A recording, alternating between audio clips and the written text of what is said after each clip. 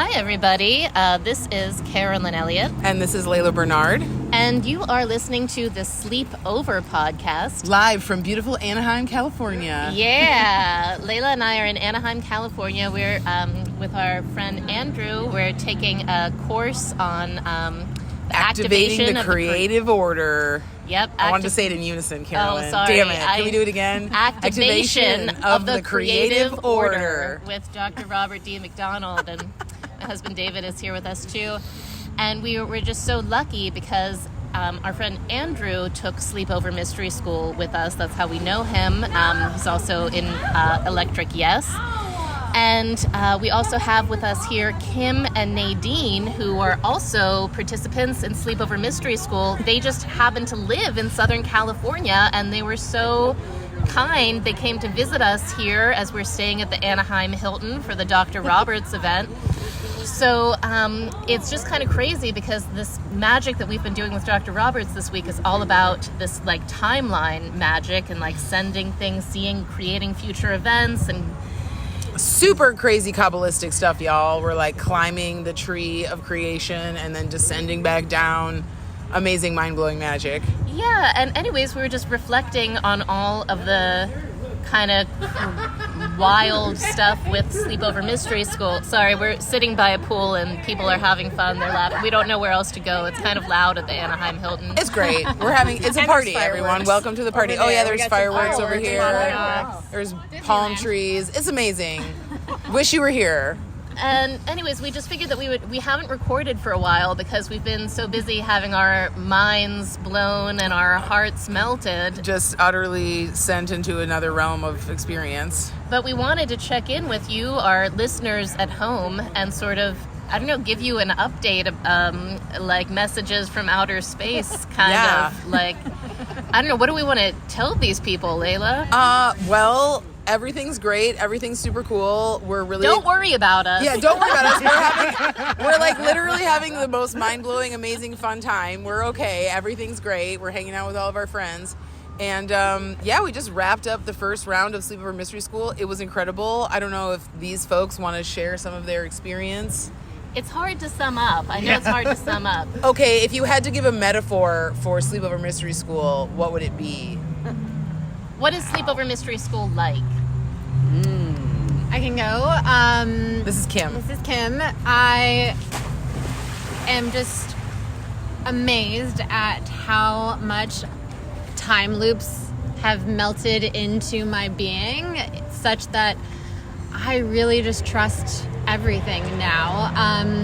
One of my favorite stories about Sleepover Mystery School is I decided not to go because Kim was a no. I was a no. I said no thank you after my interview, and then Carolyn, the magical witch that she is, visited me in a dream. What? I did not know that. Basically, I woke up in a shallow grave, and in the stars, written in neon colors, what? Said, "Welcome to Sleepover Mystery School." What?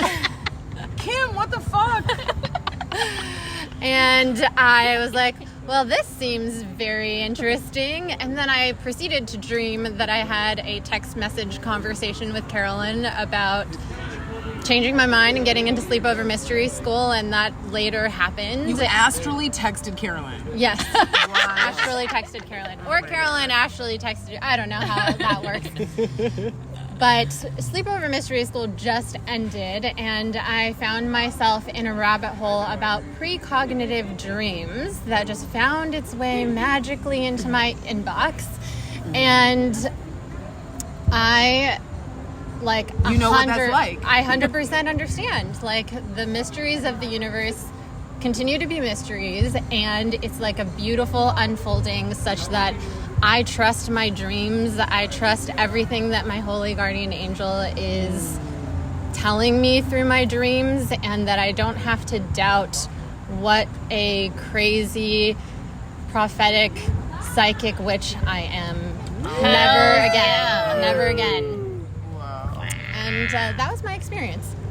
Okay, that So wasn't far. a So metaphor, far. but like that was a really great Kim. So thank you so much. Not a metaphor, Thank just you. wild prophetic dreams. You can't do it wrong. Amazing things. Trust yourself. All good. Nadine, do you have any similes, tropes, puns? Gushings. Man, I mean, I guess it would be like kind of like being the Silver Surfer, like going through the cosmos of the Milky Way and like dancing and singing in and out of time and being draped in divine constellations of beauty and gnosis and just immersed in the mystery and the beauty and the fucking magic of it all. And like there are no words for something like that, but we try. That was pretty good. That was good. That was like really good. Okay, and like this.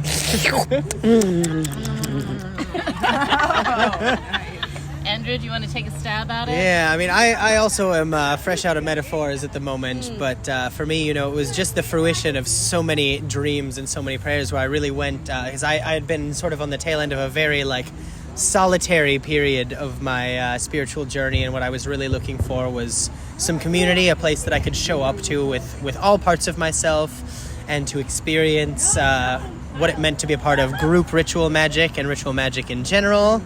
And of course to get to hang out with Carolyn and Layla, and all of those things were just beyond my wildest imaginings for what they could be. I came to find like just levels of community and understanding, not understandings necessarily, but experiences of magic. Yeah, that understandings are not part of the package. No.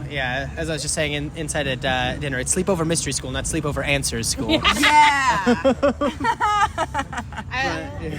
The like level of friendship and community is hard to put into words. I think y'all like pitched it as a sleepover with like all of your best friends, which I was like, I don't know if I'm gonna find my best friends here. And then I met everyone and I was like, I've literally been traveling with all of you for lifetimes, and you are actually the best friends that I've been looking for my entire life. I can honestly say that I have never felt this level of intimacy and safety with such a large, diverse group of people in my entire life. Like, yeah, something quite a few of us has talked about is like in pretty much any social circle you end up in, there's like the hierarchy, or it's like, oh, my, like with the people that I really like, or like, oh, I don't really want to be talking to this person, but really like it was a group of almost 30 people, and anywhere you landed at any moment, you were settled because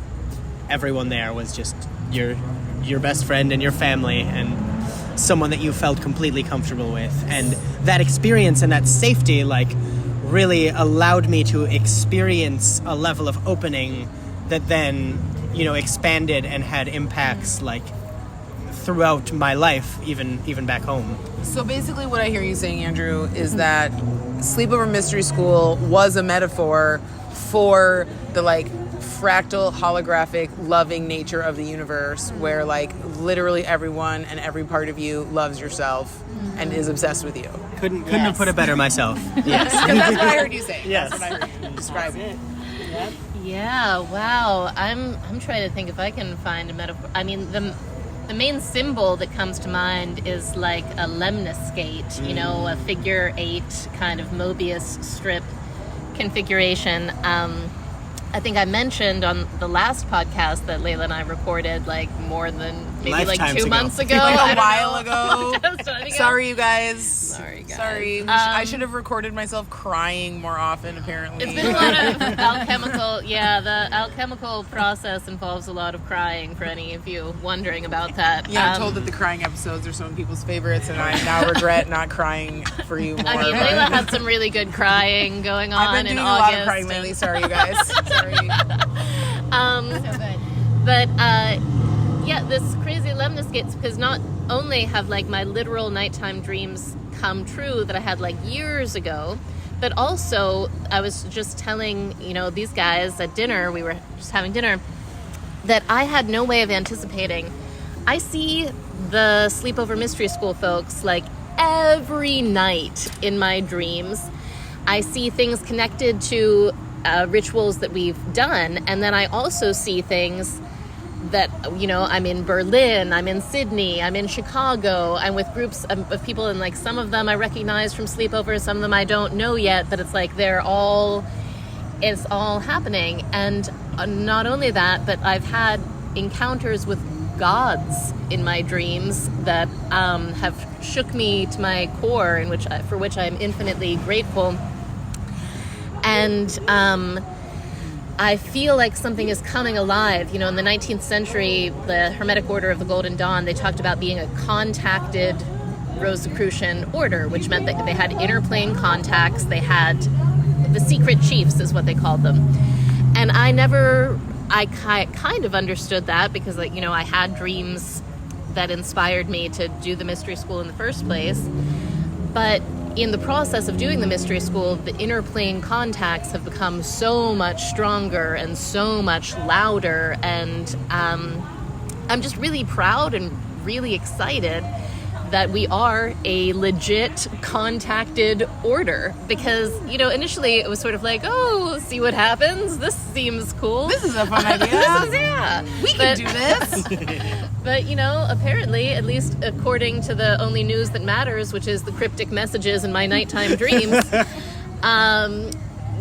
we're doing something very potent and very, archetypally alive, and the gods are responding to us and, reaching out to us, and I'm so happy because I feel like, we live in a time, when I talk to Damien Eccles, who I've signed up for private magic lessons with him. He's awesome. We've talked about Damien. We've talked about Damien. You guys know Damien. When I talk to Damien is very much the time of revelations is now. It's already started, and it goes until 2030 is as far as he can see. And I've listened to a lot of other prophetic magical people, and 2027 to 2030 seems to be a crucial time beyond which many of them. Anyways, it seems like things are Everything's quite intense fine. now. Don't worry though. Don't worry. It's fine. Don't, Everything's cool. Don't get terrified. Because Do what you got to do. The fear vibrations Get magically don't help. fit. Okay, all right. Layla doesn't want you to be scared. I don't want you to be scared either, but I do just want to authenticate or legitimize any sensations that you might have that wow, shit is getting really, really real, and it's getting biblically real, and there's things going on that certainly exceed any really dualistic notions of the good guys and bad guys, because basically what is being called for and asked for is really the non-dual integrated Christ consciousness, Christ, Dionysus, Osiris, Babylon consciousness, but it is sort of I feel like we're answering a clarion call that's going out, and I know that many of our listeners and many other people around the world that we're not yet materially connected with, who are also experiencing this clarion call, and it gives me a lot of hope and a lot of joy, actually, because I know that if we're having such strong experiences, that there have to be, many other groups elsewhere, likewise, experiencing similar, full-scale Renaissance-level revival of these mysteries that have been, Western materialist culture has forcefully repressed for so long. And not only Western materialists, but also all the communist stuff is certainly very materialist, and it's been very repressive of magic. So it's cool because, Carl Jung talked about enantiodromia, which is when something is taken to its furthest extreme and then necessarily turns into its opposite, which we see all the time in nature, right? It's always darkest right before dawn. And,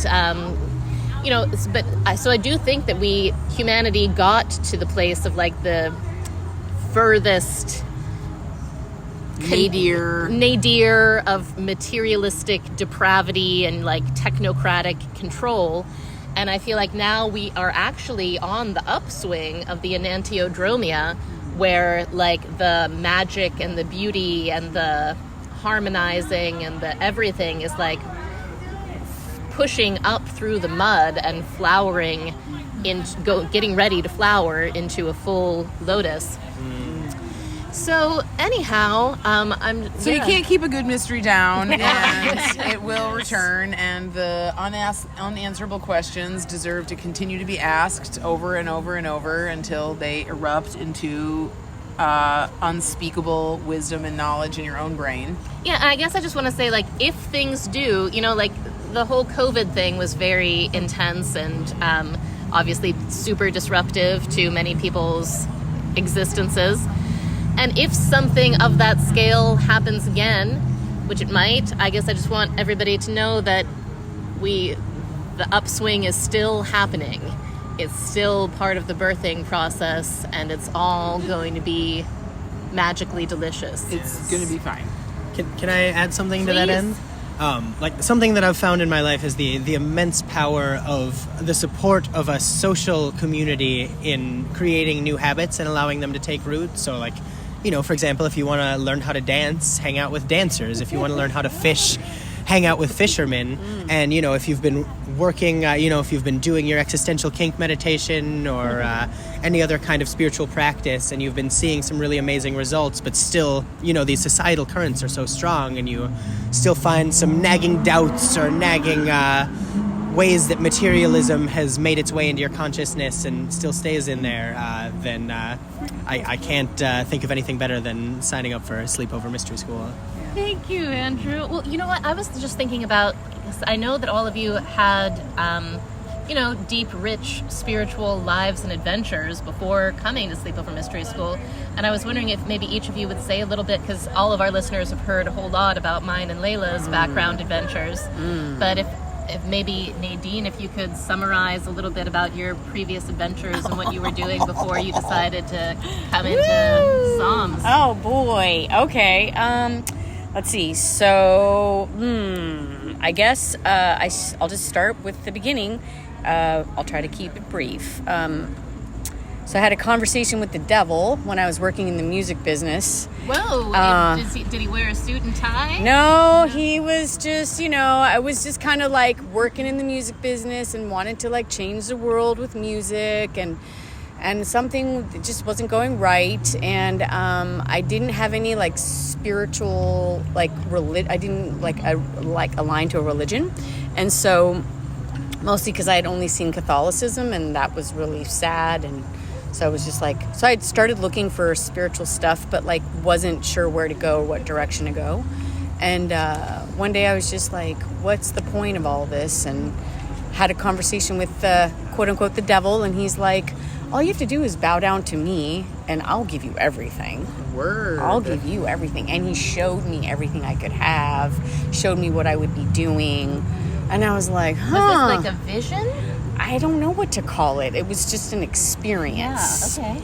Like it felt like I was having a dialogue, like when you're like telepathic. Okay. Yeah, I wasn't on any drugs. I've never been a person who's used drugs or alcohol or anything. I was completely sober. It was a Saturday morning and I was cleaning my apartment in Studio City and I was vacuuming. And you I'm were like, at the crossroads. and I was like, what the fuck is the point of my life? Like You were at the crossroads. Yeah, you I were was at like, a crossroads in your life. I'm being the good girl and I'm being the good girlfriend and I'm being the good this and the good that. And I'm like, for what? And the devil was like, what are you doing, He's Nadine? like, what do you really want, Nadine? What's really going on? What do you really want? So that was the beginning of like my quote search, right? Like, and I started searching. So I started going through, like, I looked at Buddhism and ended up like all these people started coming out of the... So you didn't take out the devil on I his did not deal? take him out on his deal. I knew his offer stood. He's like, anytime you want to, it's here for you. Just holler. And I was like, man all of his right. word. Yeah, he's like, this is for eternity. Whenever you just got to give me your soul and we're good to go.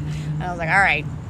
And then For anyone out there listening, you don't have to sell the devil your soul. If the devil ever comes, you can make a different bargain. Just FYI, if you're thinking about it, just throw it out there. that is Whatever. true. You can also just do what Nadine did and look at other stuff. That's fine. But I'm just saying, don't let him trick you. That's not the only bargain you can make with the devil. True. Shop around a little bit.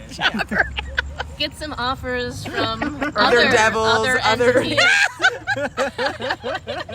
Just saying, there's other deals you can make. He may have not even been the devil. He was just maybe one kind, right? Yeah. So, anyway, I ended up looking at Buddhism and all these other different things, and nothing was really, quote, sticking. And all these people started coming out of the woodwork and, like, inviting me to, like, their churches and their this and their that. And it was pretty wild, including Denzel Washington's wife. She invited me to church. So it was, like, all this wild stuff. And I'm like, okay. So it was starting to freak me out a little bit. And I'm like, what's happening? So I decided to write a letter to the universe. And Wise. I call it my cosmic phone call. Like, I dropped a dime on the cosmos, and I was like, if there's anybody out there, right? You were singing Pink Floyd songs. I'm really open to hearing, feeling, experiencing, knowing, like, who, what, when, where, why, how, now.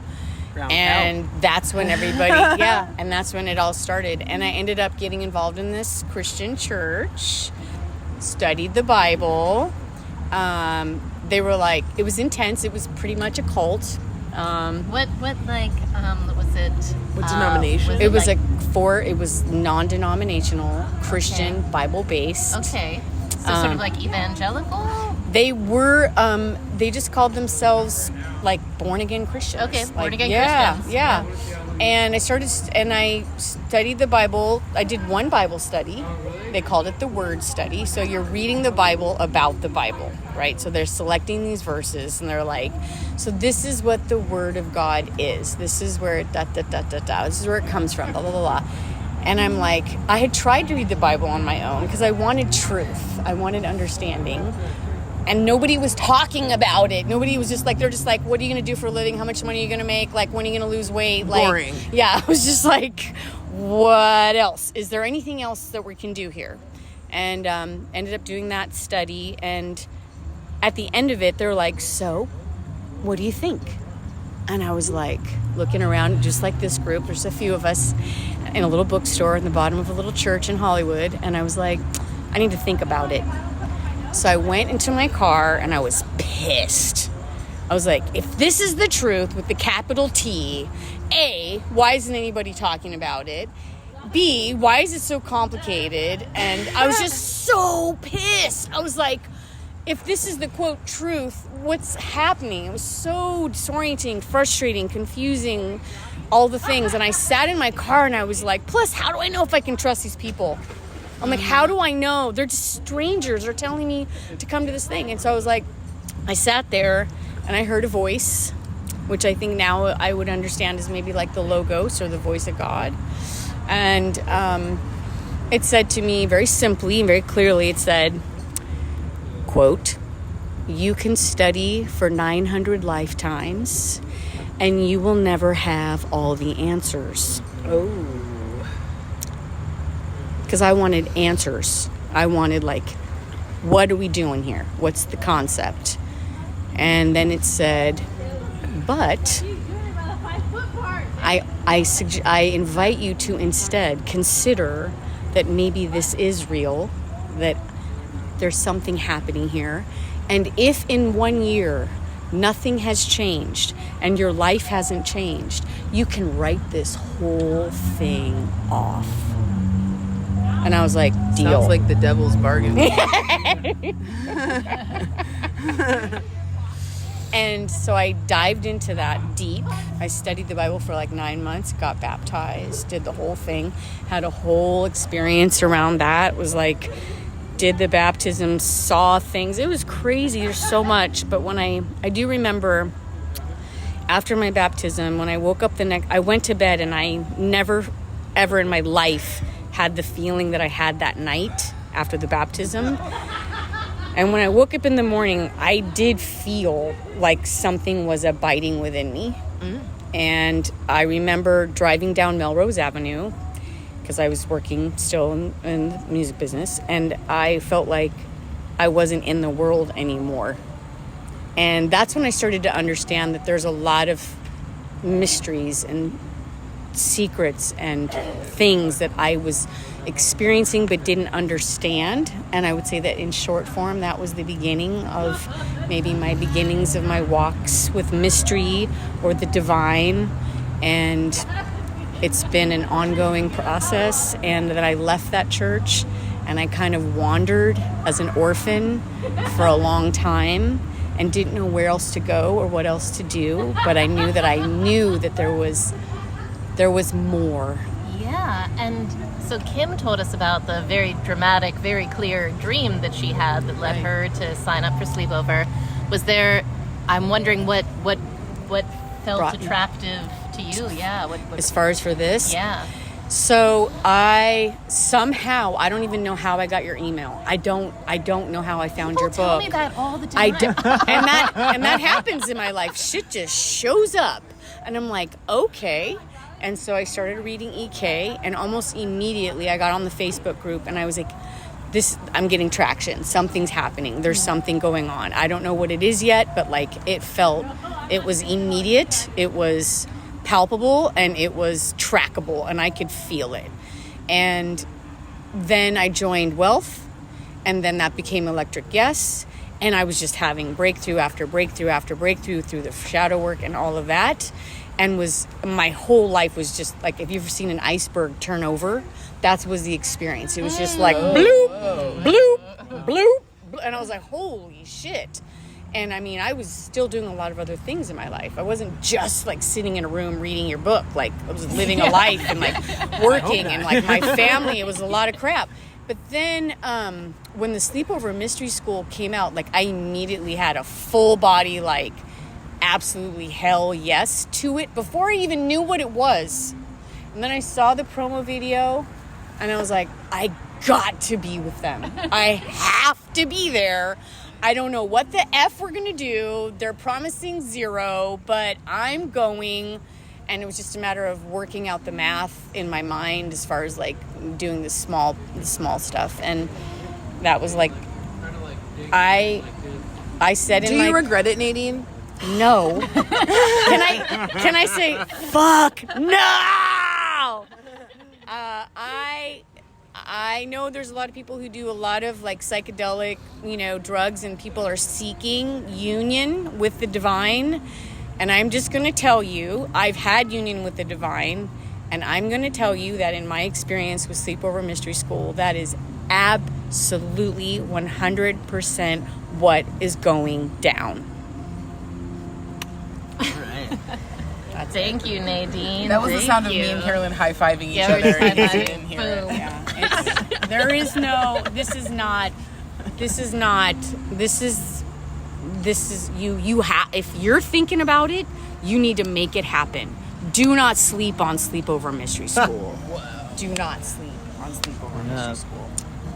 Don't do it. Time to wake up, y'all. Yeah. Damn, Nadine. Fire. For me, it was sort of a long, circuitous journey because I was first introduced to Hermetics by a strange synchronicity that I'm not going to go into right now. I did tell Layla about it in my interview for Sleepover Mystery School. But basically, I was exposed to Hermetics, and it just like really resonated for me philosophically.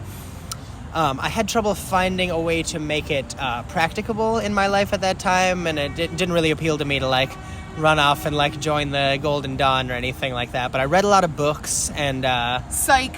Like, yeah, right. I know. At that time, yeah.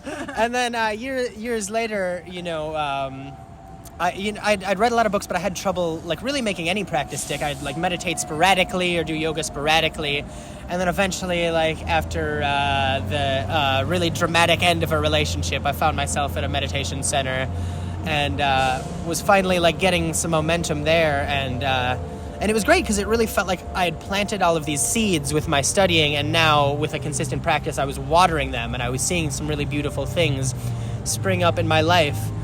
And I got a lot out of that, but at a certain point, I found myself really longing for a little bit more ritual and a little bit more magic and imagination in my spiritual life. I just had a hunger for that. Freakier shit. Yeah, definitely freakier shit. And I was also, sort of coming to realize something. Vipassana had taught me a lot about surrender, but then sort of on the tail end of that, I was realizing some things about just the magical nature of thought and intention in general, and the fact that here I am still a human being with like desires and preferences, and seeing as we're all doing magic anyway, I wanted to learn how to do it intentionally. And then through the powerful magic of targeted Facebook ads, I was exposed for the first time to Carolyn Elliott, and when Electric Yes was still called Wealth. And that just ended up resonating with me on a lot of levels, and I joined up with that. And right at the end of my year there, I was like, I'm really feeling the need for more like in-person community and experience with that. And that was right around the time that Sleepover Mystery School was announced, and I was kind of back and forth for a while. But I was one of the people that Layla alluded to earlier that was drawn in by her tears. And I remember I was listening to that early episode of the podcast. And never pass up an opportunity to cry. I don't think they can hear you because of the. Hold on. Sorry, everybody. There's an emergency. It's really Malkuth out here. Yeah. Deep in Malkuth. I was just saying, never pass up an opportunity to cry, anyone. Yeah, Dr. Roberts says that. He says never pass up an opportunity to cry. So yeah. Anyway, go on. Andrew. So I had. Andrew. You were seduced by my weeping. Absolutely, yeah. No, I'd been like. Really like thinking about it, but then kind of going back and forth. But then like I was listening to that podcast episode, and I can't even remember exactly where I was. I was in my car, and it was just like it became very clear to me. I was like, I'm going to be there. There will be no obstacles. Like it's happening. You boldly declared it. Yeah, no, I really did. And it's just been great because, again, I got so much out of the experience with the other traditions and practices that I've been fortunate enough to be introduced to, but none of them ever really felt like home. And part of it was that this was like a return to Hermetics, which had always been really close to my heart, and now with like just this community of like beautiful aligned people with like very similar ways of thinking about life and relating to it, that this really felt like the sort of the spiritual home and the spiritual community that I had been seeking. And I'm very happy to be a part of it. Thank you. Hold on, the thingy it's going. Okay. So, Kim, tell us about what was going on with you spiritually in your pre-Psalms days. Yeah. I think the thing that always comes to mind when I think about my spirituality is when I was really young, I was often visited by spirits that I didn't understand, and it was very scary to me. And I remember like being really young, standing in my childhood bedroom and trying to tell my mom about this, and she was just like, that's not real. And so I suppressed it, but I had, for some reason, an inclination to go to church. And I just always asked my mom to go to church. And I had a self-inflicted deep relationship with Jesus that one day when I was pretty young, I was supposed to go to Sunday school. And I said, no, I want to go into the main chapel today. And my mom let me do that. And I was visited by Jesus. And he said, I'm with you, and held my hand and said, you can trust this. It's real. And it was like so visceral. Like I can still feel that, him taking my hand. And then I was also very weirdly into witches, like a Jesus freak who loved witches. And those were always,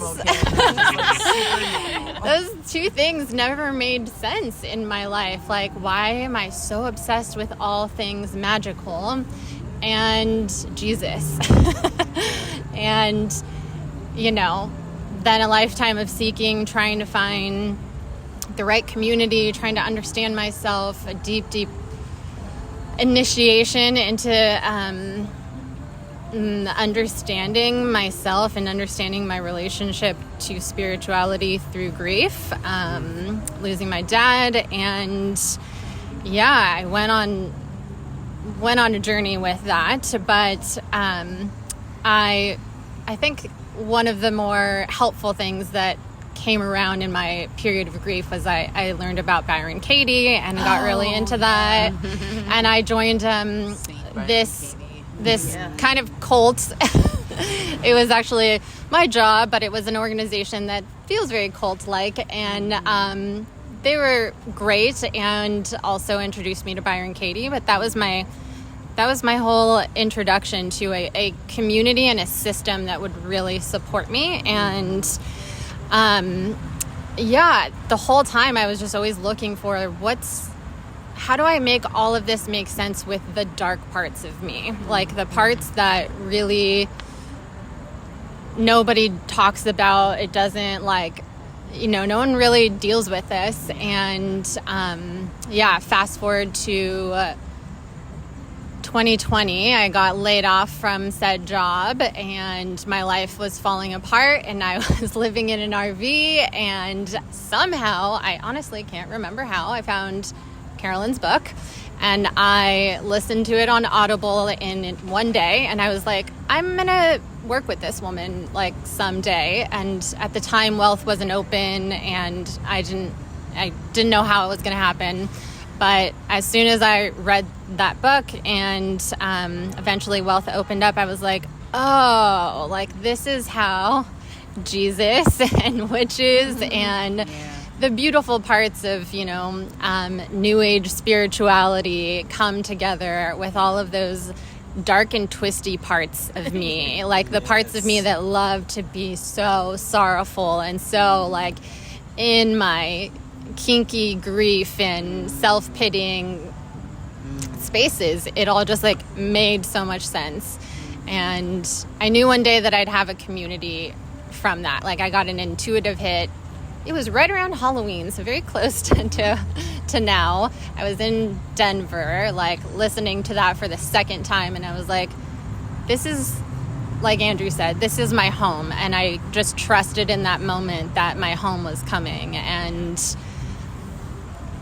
went to Sleepover Mystery School after denying it for a while because I like to pretend, that's not real. But I came around and found my home and found my spiritual community in this wild bunch of witches. In terms of the compatibility of Jesus and witches, I also want to say I was raised Jewish. I didn't mention that in my spiritual history before. Because a lot of American Jews, there wasn't a whole lot that was spiritual about it. But I just want to say that the true mysteries are always syncretic, which is to say they transcend any particular religion and form and contain all of them. Yeah, super. And I think that's one of the things that I love about Sleepover is that it is really deeply syncretic. Oh yeah. And something that I also think is, that I just find so amazing is actually Andrew wrote a song inspired by Sleepover Mystery School, and I got to hear it the other night, and it just touched me so much. And the place that it really took me to, the song was the 11th century France troubadour thing going on with the Mary Magdalene and the Virgin Mary worship and the adoration of the Lady and the Rose and the courtly love and search for the Grail. The search for the Grail. Some call it magic. The search for the Grail. And and I do think that that's a major thread of our syncretism is the Grail quest. Babylon holds the Holy Grail, and the blood of the saints and the martyrs of Jesus is mingled therein with the wine of her fornications. The filthy wine of her fornications. And and so I love that Sleepover has both this the deep, seedy, sultry, neon light, streetwalker vibe, and also the super exalted, sunshine summer camp vibes. Well, sunshine summer camp, and also courtly love, Holy Grail, King Arthur, Percival. Deep respect. One of our members, one of our Sleepover friends, reminds me, initiates. I was just thinking about Thomas reminds me so much of Percival. When I look at Thomas, I'm like, Dude, I figured out that's what it was like. Anyways, like people. All of our best friends are all- showing up from all over literature and time, so it's really strong magic. It's strong magic, and yeah, I don't know. I know that you guys have talked about like realizing that you knew other participants, initiates in past lives. I know we're getting longer than our average episode here. We're at 40 minutes, but if anybody has a something that could be some like a realization that you knew somebody or a resonance or a recognition, like just that I had of like, oh hey, what's up, Percival vibes. I mean, in a little bit, this isn't really as exciting of an answer to that question. But I've seen plenty of like synchronicities and interesting things around that. But for me, you know, I was coming out of sort of like a really dark, like solitary time in my practice, and had been like coming up against a lot of judgment in my own mind, and so I was really like hungry for a group of people that I could respect and that I could love, and I feel like that's something that I really found here, and that was something that was very, very medicinal for me, and it felt good to find another group of like serious practitioners and serious seekers who are also, you know, a whole lot of fun. And silly cool, and very cool, And sexy. Yes. Like, Oh yeah, Yes. like these, sexy. I just Can't want to forget tell. sexy. I might just like. Okay, these guys have. The participants have like spontaneously created Telegram channels. Yes. Some of these Telegram channels are very, very naughty. If you out there in the listening world decide to join Sleepover Mystery School, they might let you in to some of their amazing. They might have to meet you at the sleepover reunion first before. But you can create your. I mean, obviously, in your own life, whatever you're doing, you can create your naughty Telegram channels. But I'm just saying, you might find yourselves as the future participants of Psalms in some very amazing naughty Telegram channels. You might have a good time. Like You might it's have a good time. possible that you would just have like so much fun. My favorite Telegram channel. I mean, I love the naughty one. It's amazing. But the dream, there's a dream share Telegram where initiates are sharing their dreams. And I think I talked about this in the last episode we recorded. But like people, it's not just me who dreams of everybody every night. Like lots of us in the group dream of each other repeatedly. And it is so fascinating to me because oftentimes it is the same locale, like similar locales, similar symbols show up. And there is something so deep happening, and I can't even adequately summarize it at all. But just like getting to read everybody's dreams who shares them is like one of my greatest joys in life. Like it just thrills me to my core because I was interested, you know, for years I've been interested in the phenomenon of shared lucid dreaming, which so like there's books about this, like people groups of dreamers have been able to like decide like, okay, you dream of being under a giant tree, I'm going to get lucid and I'm going to seek out that giant tree and I'm going to meet you there. And people meet each other lucidly in the dreaming. And I know that, you know, the Netflix adaptation of Neil Gaiman's Sandman has been a big hit, and it's really, I loved it. And I just want to say that, like, I haven't yet had the pleasure of lucidly encountering you all in the dreaming. I've just been dreaming, but I'm sensing more and more how, like, the very realness of that possibility and how, like, astral locations can be shared just like physical locations can be. And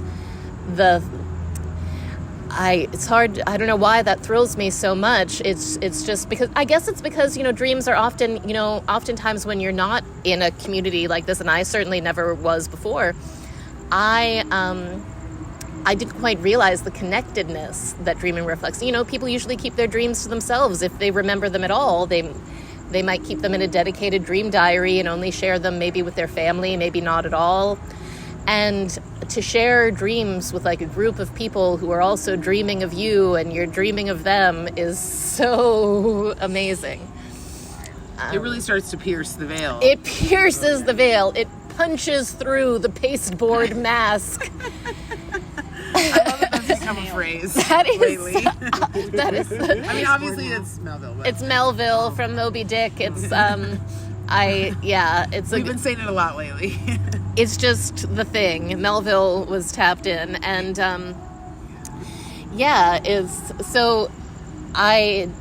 I guess I just want to encourage you out there in listener land, if you are resonating with the stories that you've heard from Nadine and Kim and Andrew, my story, Layla's story,